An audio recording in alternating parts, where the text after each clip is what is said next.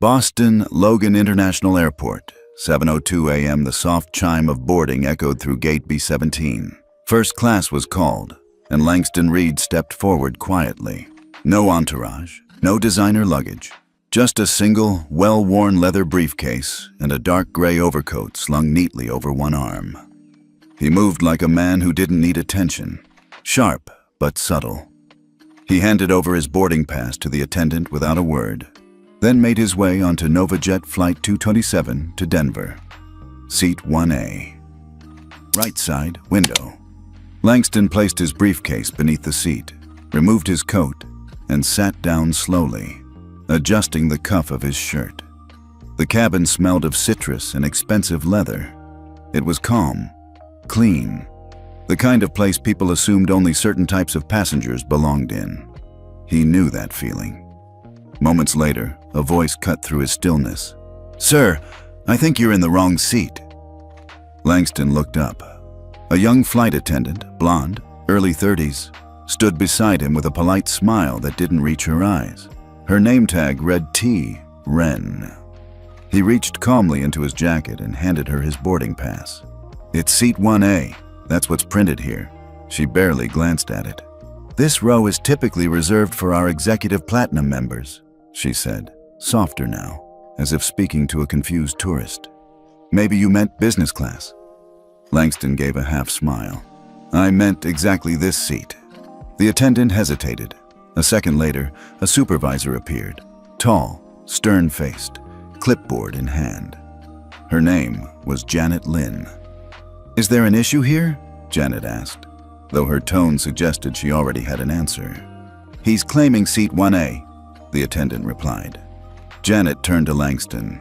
"Sir, this seat is usually held for Mrs. Victoria Evans. She boards with us regularly and expects her seat." Langston's voice was calm, but this time, I bought it. Passengers nearby turned slightly. Phones were out, a few already recording. Janet's smile was forced. "I understand, but to avoid conflict, perhaps we can reassign you to a seat that better aligns with your status." There it was. That pause, that word, status. Langston inhaled once, deeply, then nodded. Not in agreement, but in recognition. The same dance he'd done his whole life. A quiet tug of war between who he was and what they saw. Without a word, he reached down, took his briefcase, and rose slowly. Behind him, the seat sat empty, the air around it colder than before. NovaJet Flight 227, cabin, first class, 7:05 a.m. Langston stepped into the aisle slowly, the weight of his briefcase heavier than usual. Not because of what was inside, but because of what he was carrying on his back. A silence swept through the first-class cabin, the kind that isn't loud, but still deafens. A few passengers looked away quickly. Others didn't even pretend. He could feel it, the collective sigh of entitlement in the room. He wasn't screaming. He wasn't resisting. And yet, somehow, his calm made them more uncomfortable than outrage ever could. At the edge of the aisle, a woman stood watching him. Mid-50s, perfectly styled hair, pale blue eyeshadow, pearls, Chanel, Victoria Evans. Langston had never met her, but he didn't need an introduction. The way she looked at him said enough. "Well," she said loud enough for the row to hear, "at least someone finally remembered the seating arrangement." The attendant, Toby, gave her a tight smile. Janet Lynn, the supervisor, gave Langston one last nod, half apology, half warning, and walked back toward the galley. Langston didn't respond. Not to Victoria, not to the stairs, not to the phones that were now tilted just slightly higher. Instead, he moved toward business class. The further he walked from that empty seat in 1A, the more it felt like the cabin was closing in. Not physically, but symbolically. Like every step confirmed that he was, once again, being placed back in the box they had prepared for him. He sat down in seat 5C. No window, Just noise. A young man 2 rows ahead turned slightly and lifted his phone. Click. A picture. No shame. Just curiosity. Langston turned his head to the side, eyes landing on the aisle. Then he exhaled. He had been here before. Not on this flight, not with these people, but in this moment. The quiet dismissal. The whispered assumption. The belief that the best places weren't meant for men who looked like him, but this time was different, because they didn't know who they had just escorted back to the cheap seats. And they certainly didn't know what that man was about to do. Langston reached into his coat pocket, pulled out his old worn cell phone, the one no one ever paid attention to, and with a single press of a button, he placed a call. Boston Logan Airport, Gate 24, 7:12 a.m. Langston sat alone near Gate 24, legs crossed, back straight, posture calm as ever. Around him, the terminal bustled with early travelers, coffee cups in hand, headphones on, too tired or too self-absorbed to notice the storm brewing beside them. He set his briefcase down with care, as if this wasn't just a seat in an airport, but a moment being measured. His fingers reached into his coat pocket and pulled out a phone that looked at least a decade old. The case was scuffed, the screen slightly scratched. No one in the tech world used a phone like this anymore, except Langston Reed. He tapped one number, just one. The line clicked. A voice answered instantly, crisp and alert. "Yes, Mr. Reed?" "Elena," he said, calm as still water. "Activate full shutdown of Orion Capital's Novajet project, effective immediately." There was a beat. Then, "All 4 billion?" "All of it," he confirmed. Another pause. Understood. She didn't ask why. She didn't need to. Langston sat back. The airport's dull chatter blurred around him. Somewhere nearby, a child laughed. Somewhere else, someone argued over a missed connection. But none of that mattered, because at that very moment, Novajet Airlines had just lost the biggest investment in its history. What the supervisor, the attendant, and the platinum passenger in Chanel hadn't known was that Langston Reed wasn't just on this flight. He was about to own half the company running it. He was the principal investor behind Orion Capital, the firm negotiating a $4 billion acquisition for 49% of Novajet, along with full rights to overhaul their entire infrastructure. They hadn't just disrespected a passenger, they had embarrassed their future majority owner. Langston stayed seated, eyes forward, letting the silence settle. Then he pressed a second number. A different voice picked up. A legal one. "Activate Clause D. Pull Argus licensing. Begin staged revocation of Novajet's tech access over the next 48 hours. "Yes, Mr. Reed." No threats, no statements, no shouting. Just 2 quiet phone calls. And the quiet end of a future they never saw coming. Novajet Operations Center. 9:42 a.m. Eastern Time. It started small, just a few delays. One gate agent in Atlanta said the passenger check-in interface froze mid-scan. A scheduling manager in Chicago couldn't pull crew assignments. Then the real headache hit. Seat reassignments across 6 major airports failed, completely. By 10 o'clock a.m., passengers were crowding customer service desks coast to coast. Dozens of first-class travelers suddenly showed duplicate boarding passes. Luggage scanning systems at LAX blinked out without warning. Novajet's internal Slack channels lit up with red flags. It couldn't explain why the core scheduling server was offline. Operations tried restarting manually. Nothing worked. Engineers reported access denied errors when trying to reach the Argus logic backend. That was the moment someone finally asked the right question. Did anyone notify Argus? The answer? No. Because no one knew the man they'd removed from seat 1A just hours earlier also happened to own Argus logic and had just quietly revoked the airline's entire license to operate it. In an executive office overlooking Midtown Manhattan, CEO Richard Williams slammed his hand against his desk. "I want to know what's happening with Argus," he barked into a speakerphone. "Why can't we reach anyone over there?" Silence. Then, slowly, his VP of Tech cleared his throat. Sir, we're being told Argus Logic pulled our platform license this morning, effective immediately. Williams froze. Pulled the license? We had a $4 billion deal in final review. How does this happen without a call? No one had an answer. No one knew Langston Reed had made the call. Meanwhile, back at Boston Logan, Langston sipped black coffee quietly by Gate 24, watching flight updates tick red on the terminal screen. Delayed, canceled. He said nothing, did nothing. He didn't need to. This wasn't revenge. It wasn't even punishment. It was simply consequence. A system built without accountability was always going to crack. All he did was remove the duct tape. And now, the cracks were showing.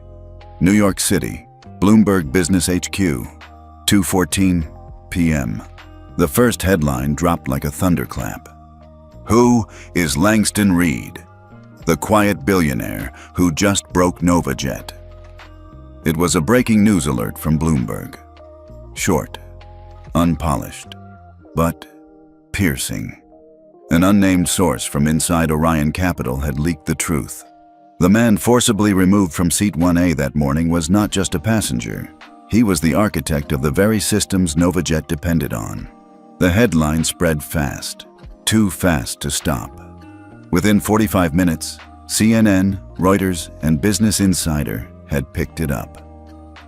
Langston Reed had NovaJet crash, Nashad Seat 1A. Justice. In silence, all trending, all within an hour. Inside NovaJet headquarters, CEO Richard Williams stared at his phone screen, white-knuckled. It was him, the man from the Gate video, the one they brushed aside without a second thought, was Langston Reed, founder of Argus Logic, tech visionary, and principal backer of Orion Capital's $4 billion pending buyout of NovaJet's infrastructure and shares. Williams didn't speak. No one in the room did. They didn't need to.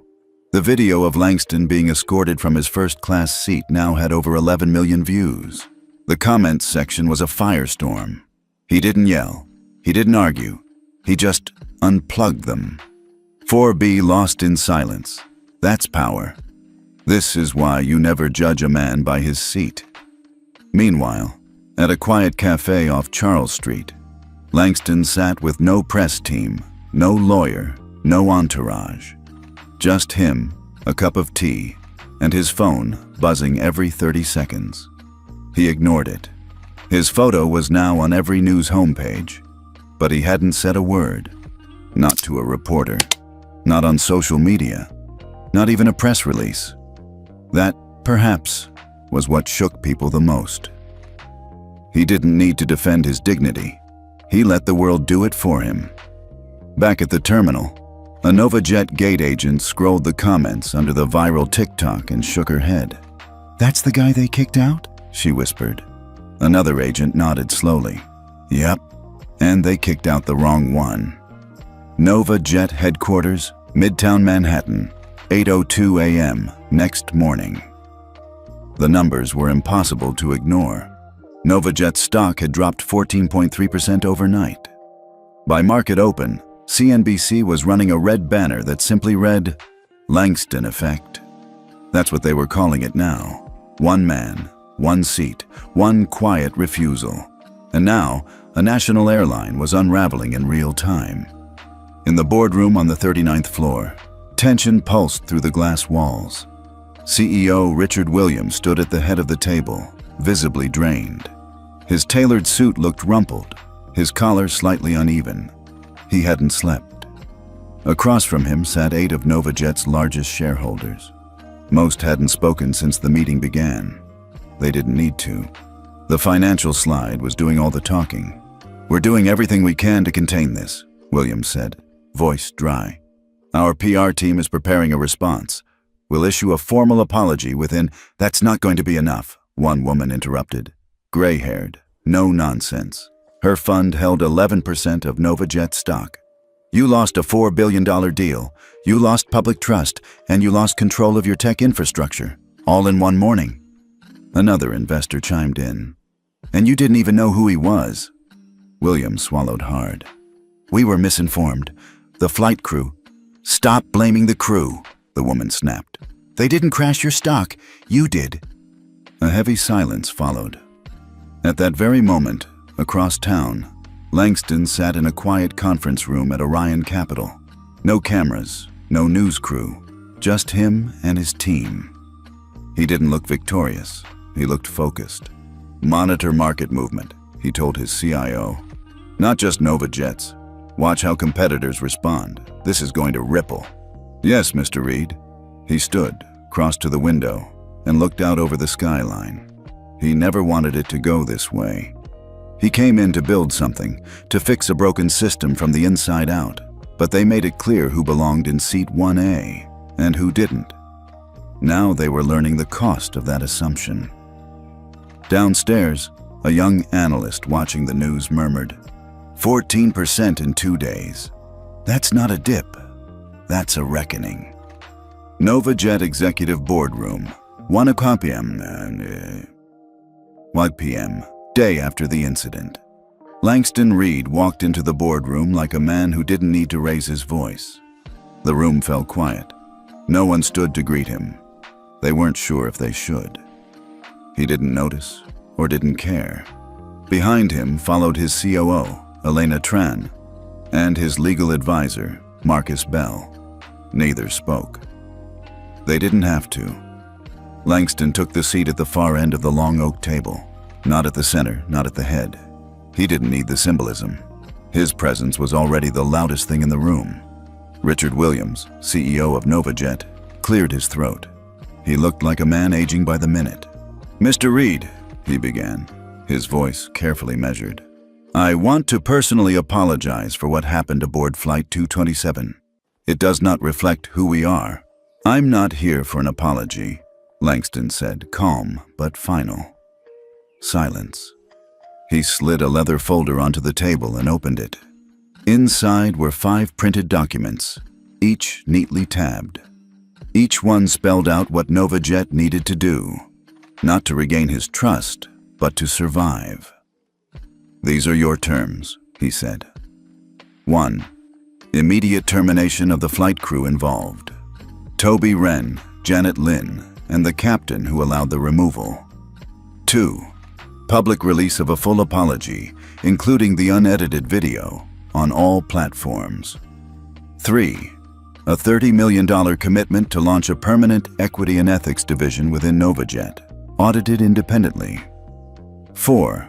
Adoption of Carter Tech's AI-powered passenger equity protocol across all domestic and international operations. 5. A 48-hour service pause to conduct mandatory company-wide bias training. A few board members shifted in their chairs. One CFO whispered, a 48-hour pause? That could cost us? Langston turned his eyes toward him.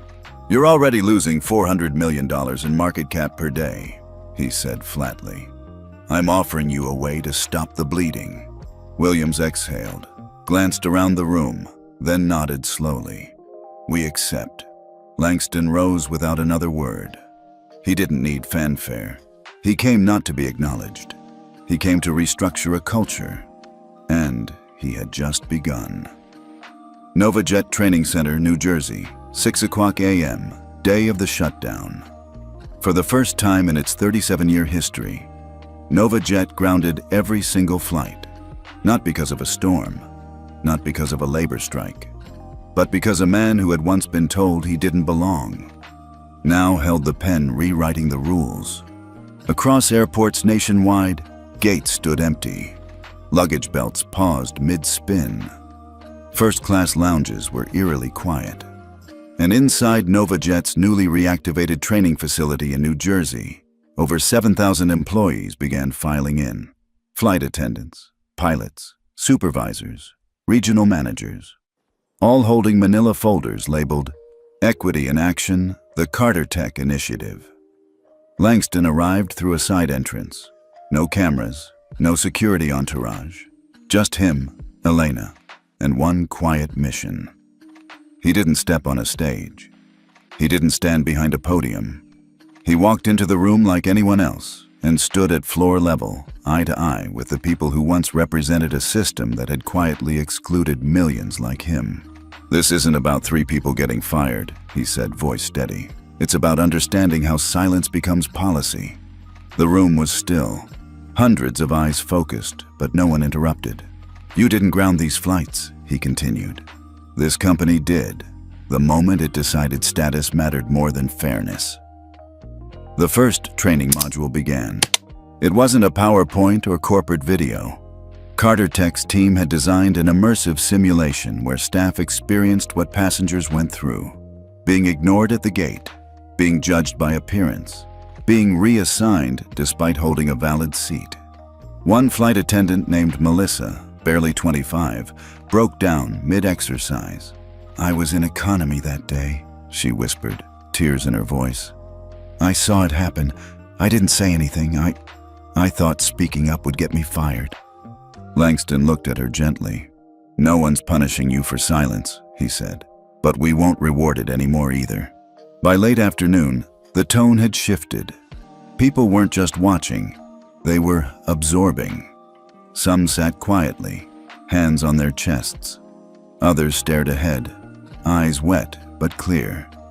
For the first time, NovaJet wasn't in the air, but it was starting to rise. 2 weeks later, 8:26 a.m., NovaJet Flight 227 reboarded. The plane was the same. The route was the same, but something was different. It was subtle at first. The gate agent called every passenger by name, not just the ones in suits. A young mother struggling with a stroller didn't get sighs or side eyes. She got help. Real help. When the overhead bins began to fill, no one was told to step aside. Instead, a flight attendant offered to rearrange carry-ons so that everyone had room. Even in first class, something had shifted. Seat 1A still sat near the window, but this time there was no silent tension surrounding it. Just respect. No judgment. No hierarchy. Just a man reading a paperback, sipping coffee. And when a flight attendant came to check his ticket, she smiled and simply said, "Welcome aboard, Mr. Nunez." He wasn't rich. He wasn't platinum. He was just booked in 1A. And this time, that was enough. In the cabin galley, Melissa, the same flight attendant who cried during training, noticed the change too. "Feels different, doesn't it?" she whispered to her co-worker. He nodded. "It's like we were operating on autopilot before. Now, we see people." Social media picked up the shift. A tweet went viral. "Just flew NovaJet. I don't know what they're doing differently, but every single staff member looked me in the eye and spoke to me like I mattered. Even in coach, that's new." Underneath, dozens replied with similar stories. #new NovaJet began to trend. Back at NovaJet headquarters, Langston reviewed reports silently. Data from the last 10 days showed a 42% drop in customer complaints. Positive mentions on social media had doubled, and more importantly, internal staff surveys showed a spike in morale. People weren't just doing better, they were being better. Langston closed the report and looked out the window. He hadn't taken a single interview. Still no press statements, no documentaries, no victory lap. And yet, everything was different. Sometimes change doesn't start with a revolution. Sometimes it starts with a quiet man refusing to change seats. NovaJet Flight 227, 7:03 a.m. 1 month later. Boarding began like any other morning flight. Business travelers with rolling suitcases, flight attendants calling group numbers. A soft instrumental version of Claire de Lune played overhead. But at gate A22, every employee stood just a little straighter, because on the manifest today, seat 1A had a name they all now recognized: Langston Reed. He arrived exactly on time. Same gray coat, same leather briefcase, the same quiet presence that, just a month ago, had been mistaken for invisibility. Only this time, no one made that mistake.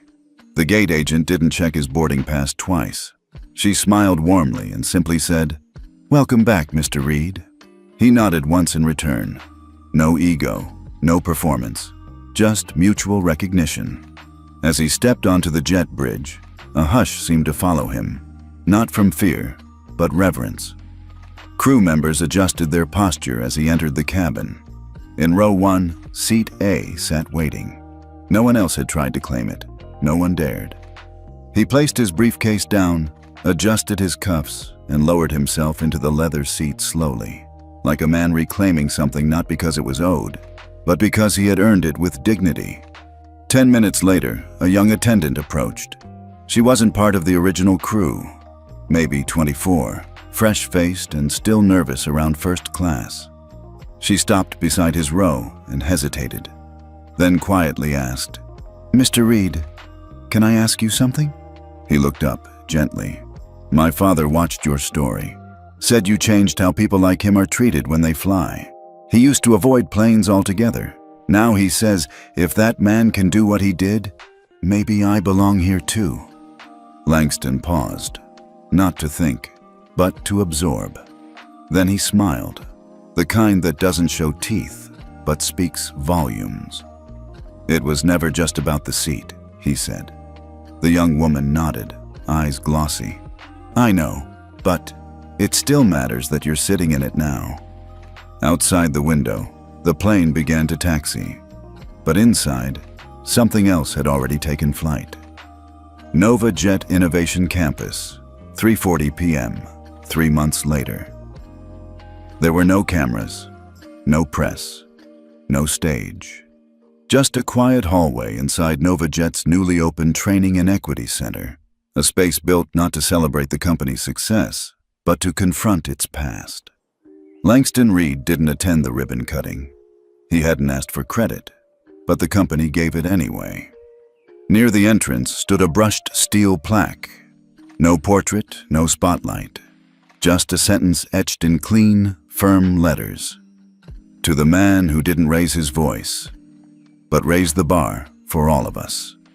Underneath, smaller, "The Reed Room, for courage in silence."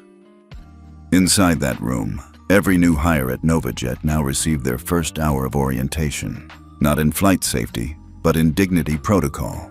They watched reenactments, read transcripts, heard voices from passengers who had once been ignored, moved, judged, erased. And they learned the name Langston Reed, not as a shareholder, not even as a former passenger, but as a turning point. Meanwhile, in a quarterly operations meeting, NovaJet's CEO Richard Williams stood beside Langston, not across from him. "We've made structural changes," he reported. "Promotion reviews now include ethics assessments. Customer surveys include equity scores. And our internal audit system is powered by Carter Tech tools. No one can bury a complaint again." Langston listened. He didn't smile. He didn't nod. He just asked one question. "Is it permanent?" Williams didn't hesitate. "We've added it to the bylaws." That, more than any press headline, was what mattered. Because culture doesn't change with words. It changes with infrastructure. Outside, a new class of flight attendants filed into training. One trainee paused at the plaque and ran her fingers lightly over Langston's name. "I heard he never raised his voice," she whispered. Another nodded. "He didn't have to. They felt it anyway." In that moment, at 36,000 feet somewhere above them, another NovaJet flight was cruising west. And in 1A, a middle-aged black woman looked out the window with a calm only earned through decades of being told she didn't belong. This time, no one questioned her presence, because someone had already answered for her, long before she sat down. 6 months later, NovaJet Flight 432, San Francisco to Atlanta. It wasn't a special flight, at least not on paper, just another early evening departure, full of professionals and families heading east. The sun had begun to dip over the Pacific, casting a warm gold through the terminal windows. Boarding was calm, routine. But for one young black woman holding a Navy duffel and a printed boarding pass for seat 1A, the walk down the jet bridge still carried weight. She had heard the stories her mother told her, stories from strangers online, stories about how flying while black could still mean stares, suspicion, or silent reassignment. But today, she'd booked first class with her own money. A promotion at work, a celebration, and she wasn't going to apologize for that. Still, as she stepped onto the plane, she braced herself, just in case. The flight attendant standing near the front of the cabin greeted her with a smile that felt different. Not forced, not skeptical, warm, honest, familiar. "Welcome aboard," she said, stepping slightly aside. "Seat 1A is all yours." The young woman paused for half a second, waiting for the catch, the glance, the quiet question. It never came. She exhaled, stepped into the aisle, and settled into her seat. It wasn't just leather and legroom. It was something deeper. It was belonging. 3 rows behind her, an older passenger noticed the exchange. A man with silver hair, window seat. He smiled to himself and opened his book. On the cover, "The Quiet Power, Lessons from Seat 1A." The author, Langston Reed. At that very moment, Langston himself wasn't on a plane. He was sitting on a park bench in Greenwich, Connecticut, watching ducks ripple across a still lake. He hadn't flown in weeks. Didn't need to. His work wasn't in the sky anymore. It was in systems, in culture, in the moments no one filmed. Next to him sat a young man in a NovaJet uniform. Low-level tech team, just 3 months on the job. He had asked to meet Langston, not for praise, but for guidance. "I didn't grow up with a lot," the young man said quietly. "But ever since this company changed, I feel like I finally work somewhere that doesn't just tolerate me. It backs me. That came from you, right?" Langston shook his head gently. "It came from pressure," he said. "From cracks in the surface. I just happened to be sitting where they started." The young man looked out over the lake. "I want to be like that," he said. "I want to make cracks that change things." Langston smiled. "Then do it quietly," he said. "Let them underestimate you. Just make sure when the moment comes, you're ready to stand." Back on Flight 432, the aircraft leveled out above the clouds. The young woman in 1A reached into her bag and pulled out a card, a handwritten note from her mother, slipped in before she left home. "You belong anywhere your dignity fits. Don't ever forget that. Love, Mom." She read it twice, then leaned back, looking out the window, her reflection barely visible in the glass. She saw herself, not through someone else's filter, not through permission, just as she was. Whole, seen, deserving. NovaJet had changed, and it hadn't been easy. They had fired people, rebuilt policies, faced lawsuits and headlines and shareholder fury, but they didn't just survive. They redefined what it meant to fly. Today, every NovaJet crew member was trained not only in safety and service, but in equity awareness, microaggression response, and passenger dignity audits. Not because the government forced them, because Langston Reed made it non-negotiable. A quiet movement had started. Other airlines followed. One small startup in Portland rewrote their customer escalation policy, citing the Reed Protocol. A Canadian carrier introduced a no reassignment without consent rule. Even Delta made internal changes. Industry publications called it the Seat 1A shift. But Langston didn't care for the headlines. He cared about the stories. The girl in 1A, the single father in 14C who got offered help before he had to ask, the Latina grandmother who was finally called by name, and the employees who no longer feared retaliation for doing what was right. The world hadn't changed overnight, but something had cracked, and through that crack, light got in. Epilogue. A note to our viewers. If you've made it this far, thank you. Thank you for believing that one voice, one calm, steady refusal, can matter. That standing your ground, even when they tell you to move, can shift an entire culture. Langston Reed didn't shout. He didn't threaten. He simply refused to accept silence as policy. So if you've ever been told you don't belong, if you've ever felt the weight of someone else's assumptions pressing down on your worth, let this story remind you. You're not invisible, you're not alone, and you are never without power. Have you ever been quietly underestimated and proved them wrong?